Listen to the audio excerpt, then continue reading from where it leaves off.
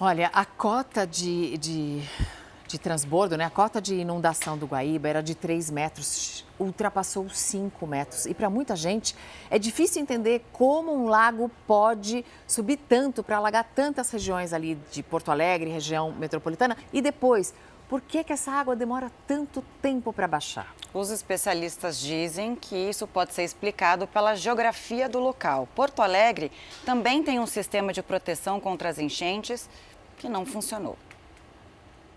Para você entender por que a água demora tanto para escoar, vamos simular aqui o que acontece no Rio Grande do Sul.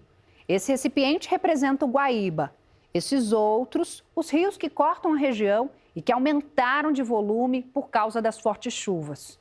Toda essa água veio parar aqui. O problema é que o escoamento para esse volume todo é estreito demais.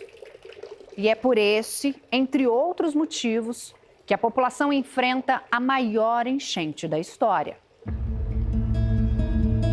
Entenda melhor no mapa. Esses são os rios que subiram com as chuvas: Taquari, Caí, Jacuí, Gravataí e Sinos. Eles desembocam no Guaíba, em Porto Alegre, que é uma área baixa e funciona como a boca de um funil. No estreitamento do Guaíba, a água tem dificuldade para escoar até a Lagoa dos Patos. O mesmo acontece mais ao sul. É por essa pequena alça em direção ao mar, na cidade de Rio Grande, que a água da Lagoa dos Patos precisa passar. A área da Lagoa dos Patos é cerca de 20 vezes maior do que a área do Guaíba. Então, o nível vai subir em menores proporções do que subiu no Guaíba. Mas também vai haver essa dificuldade de escoamento para o mar aí na direção do Rio Grande. Outra dificuldade são os ventos. Eles estão soprando no sentido contrário ao caminho da água, dificultando a vazão.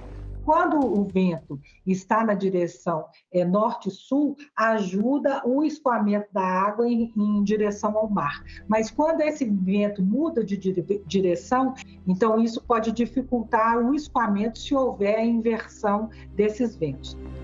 O nível do Guaíba começou a baixar, mas com a volta das chuvas, ele pode subir de novo.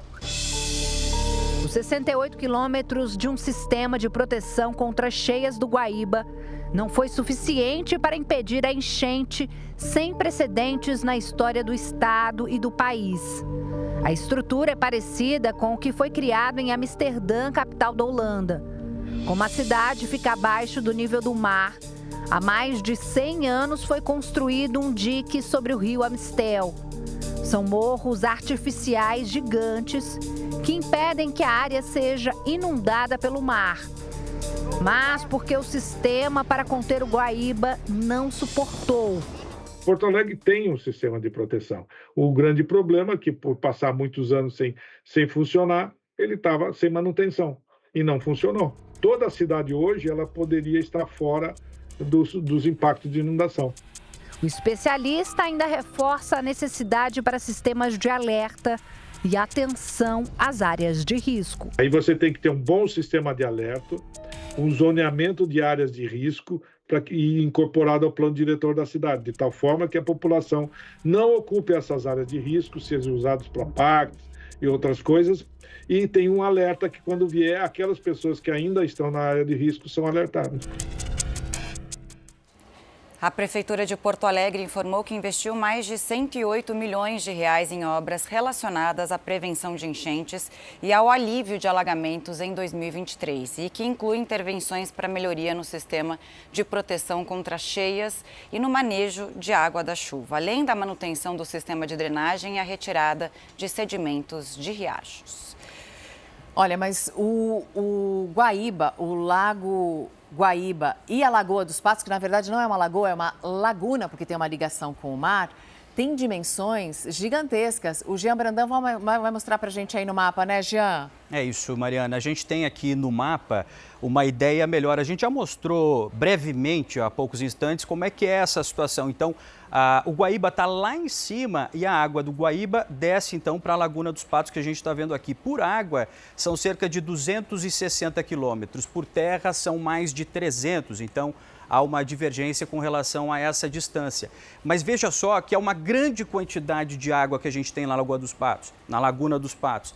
20 vezes maior do que a gente tem no Guaíba. Então, essa água vai se juntando a toda a água que já tem na Lagoa dos Patos. E como é uma região de planície, não tem desnível grande entre Porto Alegre e essa região mais ao sul do estado, esse escoamento da água é mais difícil. E veja só o pequeno canal que existe aqui em Rio Grande para que essa água possa ir em direção ao mar. No ponto mais estreito, cerca de 200, 300 metros, no ponto mais largo do canal aqui embaixo, cerca de 1 quilômetro. Mas então é muito pequeno esse espaço para tanta água que vai ir em direção ao mar. Por isso, esse é um ponto de represamento da água também e há um alerta da Prefeitura de Rio Grande para que seja evacuada uma área de 200 metros entre a cidade e a Lagoa dos Patos. Então, porque essa é uma área inundada, essas inundações já começaram, o alerta segue, mas assim a gente consegue entender por que a água demora tanto para baixar. Além disso,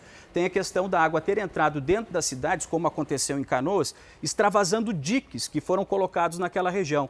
Então, partes do dique se romperam, em outros locais extravasou e entrou como se fosse uma piscina. Então, por isso é difícil essa água toda ir embora.